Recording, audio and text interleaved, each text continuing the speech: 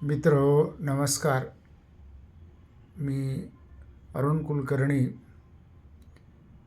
आज गुरुपौर्णिमा, व्यासपौर्णिमा या निमित्तानं आपणा सर्वांना गुरुपौर्णिमेच्या हार्दिक हार्दिक शुभेच्छा.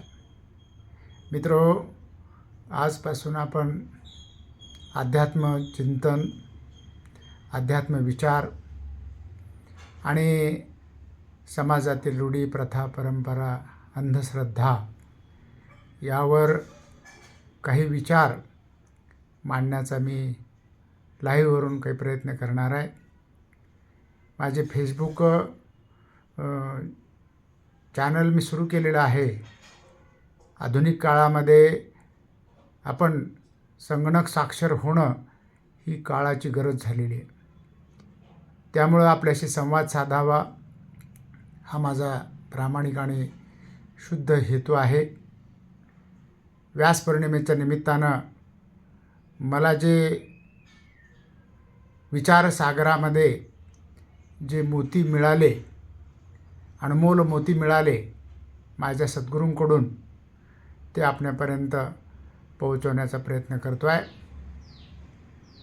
मी सेवानिवृत्त आहे, त्यामुळं मिळालेल्या वेळेचा सदुपयोग करावा हा प्रामाणिक आणि स्वच्छ हेतू माझ्या मनामध्ये आहे. गुरुपौर्णिमेच्या निमित्तानं आपल्याशी संवाद साधून समाजामध्ये जी भरकटलेली अवस्था आहे त्यावर आपण काही बोलूया, हा शुद्ध हेतू मनामध्ये मी ठेवलेला आहे. मित्रो, आज व्यासपौर्णिमा, गुरुपौर्णिमा. ही व्यासपौर्णिमा आपल्या संस्कृतीमधील थोर असे ऋषी व्यास महर्षी, ज्यांनी 4 वेद, 6 शास्त्र, 18 पुराणं ही धर्मग्रंथांची रचना केली आणि आपल्या समाजासाठी ज्ञानाचं भांडार उघडं करून दिलं. आणि हे ज्ञान भांडारावर तुम्ही आम्ही जीवन जगत असतो. या जीवनाची वाटचाल कशी करावी हे धर्मग्रंथ आपल्याला शिकवतात. धारणात धर्म हा, ही धर्माची व्याख्या केली जाते. धर्म जे चांगलं धारण करायला शिकवतो ते धर्म. कोणताही धर्म वाईट नाही आणि कोणताही धर्म वाईट शिकवत नाही. जो वाईट शिकवतो तो धर्म नसतो. म्हणून व्यास पौर्णिमा ही गुरुपौर्णिमा समजली जाते किंवा मानली जाते. आषाढ शुद्ध पौर्णिमा. आपल्या जीवनामध्ये, मानवी जीवनामध्ये गुरुचं अनन्यसाधारण महत्त्व आहे. गुरुशिवाय ज्ञान प्राप्त होत नाही. आपण जे घडतो ते गुरुमुळेच घडतो.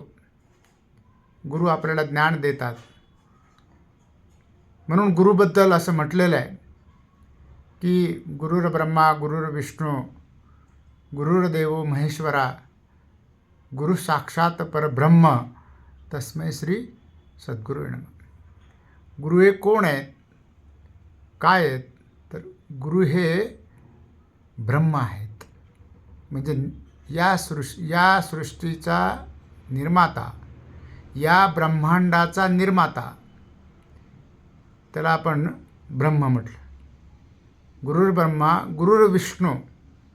विष्णू म्हणजे पालन करता आणि महेश म्हणजे संहार करता. जीवाची उत्पत्ती, जीवाची स्थिती आणि जीवाचा संहार हे वेगवेगळ्या मार्गातून होत असतं किंवा हे सृष्टीचक्र आहे.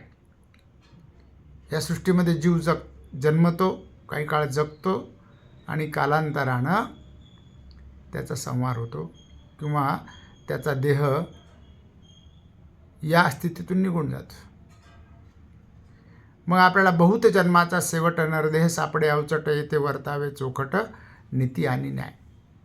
आपला अनेक जन्म आपले झाले, आपले धर्मग्रंथ आपल्याला शिकवतात. कारण समर्थांनी म्हटलेले वासनेच्या संगे जीव जन्म घेणे लागे. वासना म्हणजे इच्छा. पूर्वजन्मामध्ये आपल्या काही वासना शिल्लक राहिल्या आणि त्या वासना पूर्ण करण्यासाठी आपल्याला नरदेह मिळाला, मनुष्य जन्म मिळाला.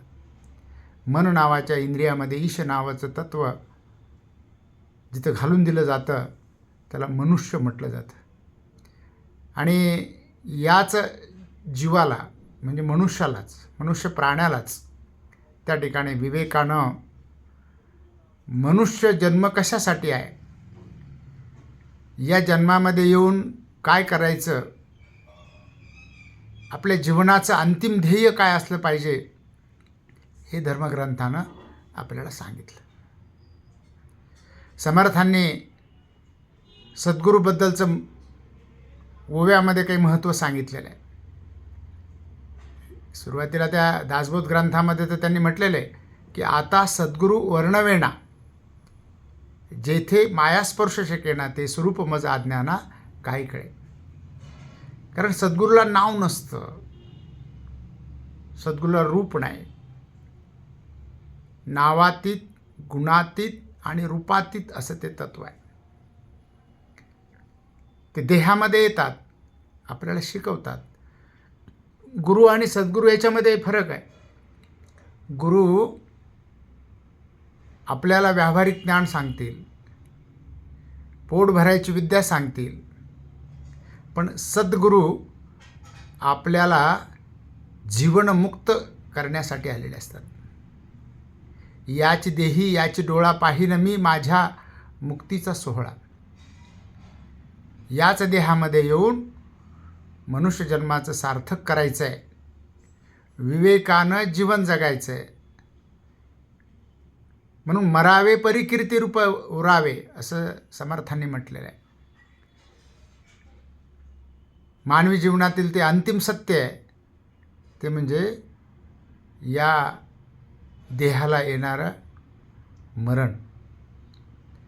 हा देह नष्ट होतो आणि या देहातून दुसऱ्या देहामध्ये तो आत्मा जातो. म्हणून समर्थांनी गुरुचं अनन्यसाधारण महत्त्व सांगितलेलं आहे. श्रीरामाचे गुरु वशिष्ठ ऋषी होते. श्रीकृष्णाला घडवण्याचं काम सांदीपनी ऋषींनी केलं. ज्ञानेश्वरांचे गुरु त्यांचे मोठे बंधू निवृत्तीनाथ. शांतीब्रह्म एकनाथांचे गुरु जनार्दन स्वामी. स्वामी विवेकानंदांचे गुरु रामकृष्ण परमहंस. प्रत्येकाला गुरु करावा लागतो. पहिला गुरु आपला आई असते. दुसरे गुरु आपले वडील असतात. तिसरे गुरु आपले आचार्य असले पाहिजे. मातृदेवो भव, पितृदेवो भव, आचार्य देवो भव आणि अतिथी देवो भव असं म्हटलं. भव म्हणजे हो, की जिनं आपल्याला जन्म दिला ती आई आपली पहिला गुरु असते. जे पालनपोषण करतात ते वडील आपले क्रमांक 2चे गुरु असतात. आईला पहिलं महत्त्व दिलेलं आहे. ज्यांनी आपल्याला हे जग दाखवलं ते पहिले आई आणि दुसरे वडील आणि तिसरे आपल्याला घडवण्याचं काम करत असतात ते म्हणजे आचार्य किंवा गुरु. लौकिक अर्थानं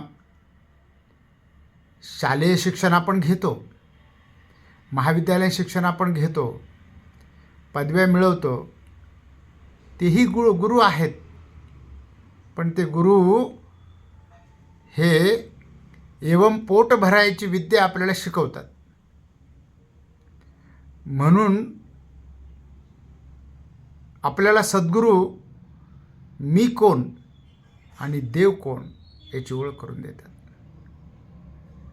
की मनुष्य जन्म मिळाल्यानंतर आपण देवाची भक्ती करतो, पूजा करतो, आराधना करतो, उपासना करतो, नामस्मरण करतो. सद्गुरू आपल्याला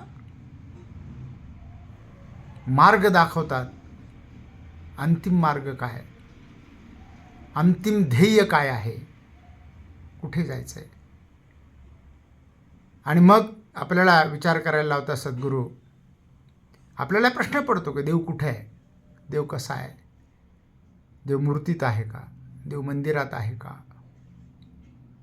एके ठिकाणी म्हटले, कुठे शोधिशी रामेश्वरानं, कुठे शोधिशी काशी. हृदयातील भगवंत राहिला, हृदयातून उपासे. मग सद्गुरू काय करतात, सद्गुरू आपल्याला आपल्यातला देव दाखवतात. देव शोधायची गोष्ट नाही. संत तुकारामाने म्हटलेले, देव पाहावयासी गेलो आणि देवची होऊन ठेलो. म्हणून गुरुला अरण्य भावाने शरण गेल्याशिवाय ज्ञान प्राप्त होत नाही. म्हणून सद्गुरूबद्दल समर्थांनी म्हटलेलं आहे की सद्वस्तू दाखवी सद्गुरू, सद्वस्तू दाखवी सद्गुरू, सकळ सारासार विचारू, परब्रह्माचा निर्धारू, अंतरी बाणे. सद्गुरू काय करतात, तर शिष्याला सद्वस्तूचा बोध देतात, सद्वस्तू दाखवतात. आणि सार काय आहे जीवनातलं, आसार काय आहे त्याचा विचार करायला लावतात. सार म्हणजे योग्य, आसार म्हणजे जे टाकून द्यायचं ते. आणि परब्रह्म हे तत्व कसं आहे ते प्राप्त करण्याचा मार्ग सद्गुरू आपल्याला देतात, तो अंतरी आपल्या बांधून देतात. म्हणून आजच्या या निमित्तानं आपल्या अंतरातील सद्गुरूंना वंदन करूया. कारण नहि ज्ञानेन सदृशम पवित्रम मिहम विद्यते, असं भगवद्गीतेनं म्हटलेलं आहे. अर्जुन युद्ध करत नव्हता, त्या अर्जुनाला 700 श्लोकाची भगवद्गीता भगवंताला सांगावी लागली, श्रीकृष्णाला सांगावी लागली. तीच भगवद्गीता प्राकृतामध्ये संत ज्ञानेश्वरांनी भावार्थ दीपिकेच्या माध्यमातून तुम्हा आम्हाला सांगितली. आणि तोच विचार संतांनी वेगवेगळ्या अभंगातून अनेक संतांनी सांगितला. तोच विचार समर्थांनीही आपल्या वाङ्मयामधून सांगितला. दासबोधासारखा ग्रंथ, त्याच्यामध्ये परमार्थ करता करता संसार कसा करावा आणि संसार करता करता परमार्थ कसा शोधावा हे सांगितलेलं आहे. त्याचा विचार मित्रहो आपण क्रमाक्रमानं करणार आहोत. तुर्तास एवढेच. नमस्कार.